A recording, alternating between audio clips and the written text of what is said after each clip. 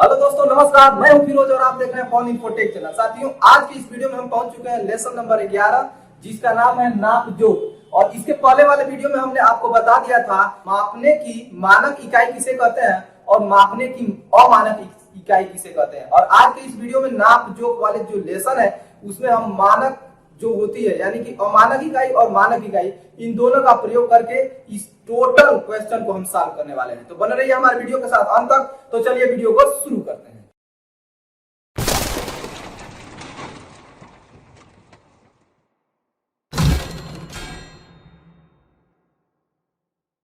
साथियों, सबसे पहला हमारा क्वेश्चन है विद्यालय के बरामदे की लंबाई और खाली स्थान यहाँ पे देखिए आपका दे दिया है और कितना कदम है। यानी कि विद्यालय के बरामदे की लंबाई, खाली स्थान कदम है कितना कदम है। तो ये जरूरी नहीं है कि प्रत्येक विद्यालय के बरामदे की लंबाई बराबर हो। किसी विद्यालय के बरामदे की लंबाई 10 कदम भी हो सकती है, 8 कदम भी हो सकती है, 7 कदम भी हो सकती है या 15 कदम भी हो सकती है। तो इसका आंसर आप अपने विद्यालय में जाकर के उस विद्यालय की लंबाई को अपने कदम से नापेंगे। जैसे यहाँ पे 1 कदम में चला, 1 2 3, इस तरह से आप जितना कदम चलने के बाद से एक सिरे से दूसरे सिरे पर पहुंच जाएंगे, वही उस विद्यालय के बरामदे की लंबाई होगी। यहाँ हमने अपने विद्यालय में जाकर के बरामदे की लंबाई को मापा है, तो वह 13 कदम, मेरे कदम से 13 कदम है। आप अपने कदम से, यानी प्रत्येक लोगों का इसका आंसर अलग अलग आ सकता है। जिसका कदम छोटा छोटा होगा उसका आंसर ज्यादा आएगा और जिसका कदम बड़ा बड़ा होगा उसका आंसर कम आएगा। यानी कि आप इसमें 13 भी भर सकते हैं, 12 भी भर सकते हैं, 11 भी भर सकते हैं। जितना कदम हो उतना कदम आप भर सकते हैं। 13 कदम है। आप अपने कदम से माप करके लिख सकते हैं। यदि आपके कदम से 15 कदम होता है तो उसमें कोई टेंशन लेने वाली बात नहीं है। जितना कदम आपके कदम से हो रहा है उतना कदम आप इसमें लिख सकते हैं। दूसरा हमारा क्वेश्चन दे दिया है स्कूल के मेज की लंबाई। आप अपने स्कूल में मेज की लंबाई जाकर के माप करके लिख सकते हैं। आप हो सकता है प्रत्येक स्कूल में मेज की लंबाई अलग अलग हो, तो आप अपने स्कूल के मेज की लंबाई जाकर के माप करके लिख सकते हैं कितना बालिश्त है। देखिए यहाँ पे दिया गया है ना, कितना बालिश्त। बालिश्त का मतलब बित्ता। तो प्रत्येक बच्चे या व्यक्ति की बालिश्त बराबर नहीं होता। प्रत्येक आदमी की बालिश्त अलग अलग माप की हो सकती है। किसी का बड़ा हो सकता है, किसी का छोटा हो सकता है। तो आप अपने बालिश्त से मेज की लंबाई को माप कर लिख सकते हैं। तो एक सिरे से आप स्टार्ट करेंगे और मेज के दूसरे सिरे तक पहुंच जाएंगे। जितना बालिश्त हो रहा है उतना बालिश्त आप क्या कर देंगे, इसमें भर देंगे। मान लीजिए एक सिरे से हमने स्टार्ट किया, दूसरे सिरे तक पहुंचने तक हमारा हो गया 10 बालिश्त। कितना बालिश्त?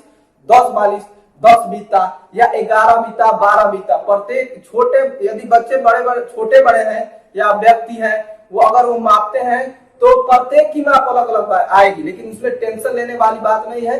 जितना बालिश्त आता है उतना बालिश्त आप भर सकते हैं। यहाँ पे मान लीजिए हमारा आया 10 बालिश्त, तो हम यहाँ पे भर सकते हैं 10। इसमें 1% टेंशन मत लीजिएगा कि यहाँ 10 भरवाया गया है और हम अपने बालिश्त से माप रहे हैं तो 11 बालिश्त आ रहा है या 13 बालिश्त आ रहा है। इसमें कोई टेंशन की बात नहीं। आपके बालिश्त से जितना बालिश्त होगा उतना आप माप करके आसानी से लिख सकते हैं। क्लियर? चलिए क्वेश्चन नंबर 3 की तरफ चलते हैं। क्वेश्चन नंबर अभी एक ही है, उसका भाग है। अगला हमारा दिया गया है किताब की लंबाई कितना अंगुल है। यहाँ पे देखिए लिखा गया है ना, किताब की लंबाई ... कितना अंगुल है। अंगुल है यानी कि खाली स्थान दिया गया है, उसमें क्या करना है, उसकी लंबाई को माप करके लिखना है।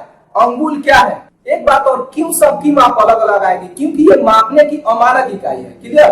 अंगुल हमने बताया था इसके पहले वीडियो में कि अंगुल होता है, बालिश्त होता है, कदम होता है, हाथ होता है। ये सब मापने की अमानक इकाई है। यानी प्रत्येक आदमी का हाथ बराबर नहीं हो सकता, प्रत्येक व्यक्ति का अंगुल बराबर नहीं हो सकता, प्रत्येक व्यक्ति का बालिश्त बराबर नहीं हो सकता, प्रत्येक व्यक्ति का कदम बराबर नहीं हो सकता। प्रत्येक यानी इससे यदि मापते हैं तो प्रत्येक व्यक्ति की माप भी अलग अलग आएगी। यानी एक किताब है, किताब की लंबाई कितना अंगुल है? तो देखिए मैं माप रहा हूं इस किताब की लंबाई 4, देखिए 1 2 3 4, 4 उंगली है ना, 4, फिर यहां से 4 8, 4 12 और 2 14 अंगुल हुआ। आप अपने अंगुल से माप सकते हैं। एक सिरे से दूसरे सिरे तक कितना अंगुल हो जा रहा है। तो हो सकता है आपके अंगुल से 15 भी हो जाए, 16 भी हो जाए, 17 भी हो जाए या 10 भी हो जाए। जिसके अंगुल मोटे मोटे होंगे उससे कम ही होगा। तो मेरे अंगुल से कितना हो रहा है? 14 अंगुल। तो हम इसमें क्या भर देंगे? खाली स्थान दिया है और अंगुल दिया है, तो इसमें हम भर देंगे 14। क्या भर देंगे? 14। क्या भरेंगे? 14 अंगुल है, बस 14 आपको भर देना है, या आपके अंगुल से जितना आता है उतना आप भर सकते हैं। क्लियर? चलिए अगला देखते हैं। अगला इसमें क्या किया है? किताब की चौड़ाई यहाँ पे दिया है ना, किताब की चौड़ाई खाली स्थान अंगुल है। अभी तक तो लंबाई हमने मापा इस किताब की। जो लंबा होता है, जो यानी कि जो मापने में बड़ा हो उसकी किताब की लंबाई होती है, जो माप में छोटा हो वो किताब की चौड़ाई होती है। तो लंबाई तो हमने माप लिया, 14 अंगुल था, हमने 14 भर दिया। अब इसकी चौड़ाई मापते हैं। देखिए यहां से मैंने मापा 4 और यहां तक 3 डाला है ना, 4 8 और 3 11। यानी इस किताब की चौड़ाई मेरे अंगुल से 11 अंगुल है। आपके अंगुल से 14 भी हो सकता है, 15 भी हो सकता है, 16 भी हो सकता है। क्यों?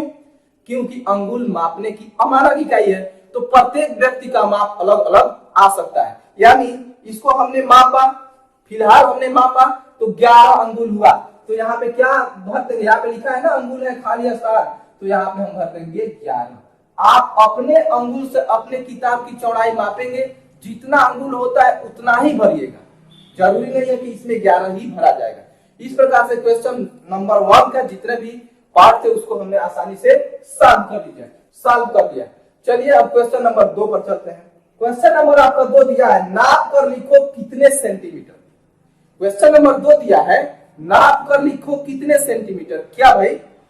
यहां पे देखिए आपका एक बुक दे दिया है और यहाँ पे देखेंगे तो आपका एक टेबल दे दिया है, यानी कि मेज दे दिया है, और नीचे आपका लिखा गया है किताब की लंबाई। देखिए किताब की लंबाई और खाली स्थान और सेंटीमीटर, यानी कितना सेंटीमीटर होगा किताब की लंबाई सेंटीमीटर में। तो आप अपने किताब की लंबाई सेंटीमीटर में माप करके लिख सकते हैं। तो ये आप देख रहे हैं स्केल, इस पे भी सेंटीमीटर लिखा गया आता है, या इससे बड़ी चीजों को मापने की जरूरत पड़े तो हम मीटर का प्रयोग कर सकते हैं। और मैंने पिछले वीडियो में आपको बताया भी था कि 1 मीटर में 100 सेंटीमीटर होता है। क्लियर? चलिए अब इस किताब की लंबाई हम माप लेते हैं। यहां हमने देखिए इंड पर रखा और यहां देखिए 24 सेंटीमीटर इस किताब की क्या है? लंबाई है। तो आप अपने बुक की लंबाई माप लेंगे, जितना सेंटीमीटर होता है वही इसमें क्या कर लेना है? भर देना है। यानी सेंटीमीटर के पहले जो खाली स्थान दिया है उसमें हम भर लेंगे 24। क्लियर? आगे सेंटीमीटर दिया ही है। अगला देखते हैं हमारा क्या कर रहा है। अगला हमारा कर रहा है मेज की लंबाई खाली स्थान और उसके बाद से सेंटीमीटर। तो यहाँ पे देखिए मेज दिया गया है, जरूरी नहीं है कि आप इसी को माप करके लिखेंगे। आपके घर पे भी यदि कोई मेज है उसकी भी लंबाई आप सेंटीमीटर में माप करके लिख सकते हैं, कितना सेंटीमीटर होगा। तो हो सकता है 100 सेंटीमीटर भी आ जाए, 80 सेंटीमीटर भी आ जाए, 70 सेंटीमीटर भी आ जाए, या 150 सेंटीमीटर भी आ जाए। उसके लिए आप मीटर पैमाने का प्रयोग करेंगे। इसके पहले वाले वीडियो में मैंने मीटर पैमाना दिखाया था और साइड में आपको दिख भी रहा होगा मीटर पैमाना। आपके घर पे यदि होगा मीटर पैमाना तो आप मान सकते हैं, और उससे मान करके जरूर अपने घर के मेज की लंबाई माप करके लिखेंगे। हो सकता है 90, 100, 120 जितना भी आए। तो हमने मापा है अपने घर के मेज की लंबाई, तो हमने 90 सेंटीमीटर पाया है, तो हम यहाँ पे लिख दे रहे हैं 90 सेंटीमीटर। और ये जो है सेंटीमीटर यानी कि मीटर, ये मापने की कौन सी इकाई है? ये मापने की मानक इकाई है। यानी हमने मापा किसी मेज की लंबाई, आप अपने घर के मेज की लंबाई खुद मापिएगा। यदि वह 80 सेंटीमीटर होता है तो अपने पापा को यदि देते हैं मापने के लिए तो वो भी मापते हैं, तो 80 सेंटीमीटर ही होगा। यानी प्रत्येक व्यक्ति उस मेज को मापेगा, तो जितना आपने मापा है उसकी भी माप वही आएगी। क्लियर? चलिए आगे बढ़ते हैं। दोस्तों क्वेश्चन नंबर आपका 3 दिया है, अनुमान लगाओ और पूरा करो। क्या पूरा करना है? सबसे को आपका दिया गया है किताब की लंबाई और यहाँ पे 15 और आगे खाली स्थान। किताब की लंबाई 15 और आगे खाली स्थान क्या हो सकता है? 15 अंगुल हो सकता है, 15 सेंटीमीटर हो सकता है, 15 हाथ थोड़ी हो सकता है। किसी मापक का प्रयोग करना है, आगे 42 लिखना है या अंगुल लिखना है या सेंटीमीटर लिखना है या मीटर लिखना है या हाथ लिखना है। तो बताइए ये किताब की लंबाई क्या है? 1 हाथ, 2 हाथ, 3 हाथ हो सकती है? नहीं हो सकती, यानी हाथ को नहीं लिखना है। अंगुल हो सकता है, कितना अंगुल? तो यहाँ पे देखिए 15 अंगुल लगभग एक किताब की लंबाई हो सकती है। हम अपने अंगुल से मापे हैं तो हमारे किताब की लंबाई कितना आया है? 11 अंगुल आया है। आप अपने अंगुल से मापेंगे तो हो सकता है कि 15 अंगुल आ जाए। क्लियर? तो अंगुल हम इसमें क्या करेंगे? भर देंगे, यानी यहाँ पे हमको सिर्फ भर देना है अंगुल।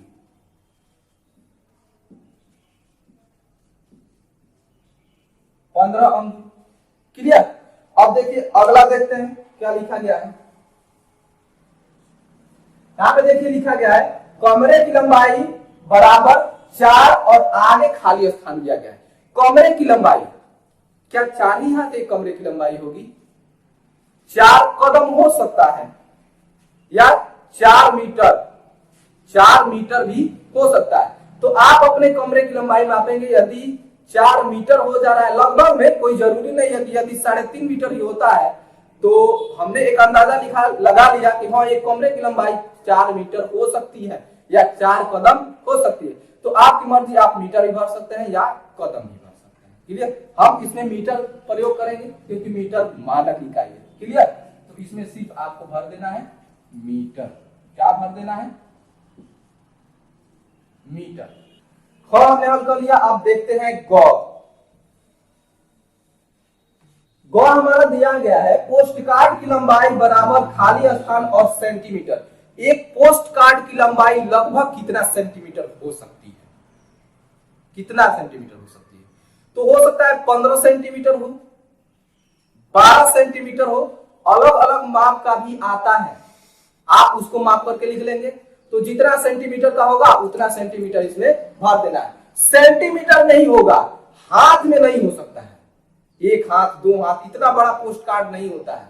या मीटर में नहीं हो सकता है, 1 मीटर, 2 मीटर, 3 मीटर, क्योंकि 1 मीटर यदि मापते हैं तो उसमें ही 100 सेंटीमीटर हो जाएगा। तो हम मीटर का भी प्रयोग नहीं करेंगे, यानी हम सेंटीमीटर का प्रयोग कर सकते हैं या अंगुल का प्रयोग कर सकते हैं। 10 अंगुल, 12 अंगुल, 13 अंगुल। तो मेरे अंगुल से 10 अंगुल का हो रहा है, मैं 10 अंगुल भर देना। आप अपने अंगुल से पोस्ट कार्ड की लंबाई को मापिएगा, कितना अंगुल हो रहा है उतना आपको भर देना है, यानी 10 अंगुल। अब भ को देखते हैं क्या कर रहा है। भ कर रहा है मेज की चौड़ाई बराबर 80, उसके बाद से खाली स्थान।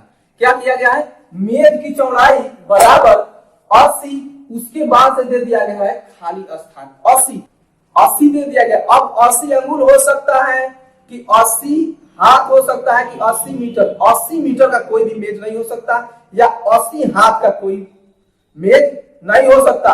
80 अंगुल का हो सकता है। तो हम इसमें क्या भर देंगे? 80 के आगे हम भर देंगे अंगुल या सेंटीमीटर का। ये अंगुल देख रहे हैं, ये लगभग 1 सेंटीमीटर का होता है। यदि आपका अंगुल छोटा है, पतला है, तो 1 सेंटीमीटर से कम ही होगा। यानी 80 के आगे हम सेंटीमीटर या अंगुल लिख सकते हैं। उसमें से आप कोई भी लिख सकते हैं। अंगुल लिखते हैं तो भी सही है, सेंटीमीटर लिखते हैं तो भी सही है। तो मैं इसके आगे लिख दे रहा हूं सेंटीमीटर।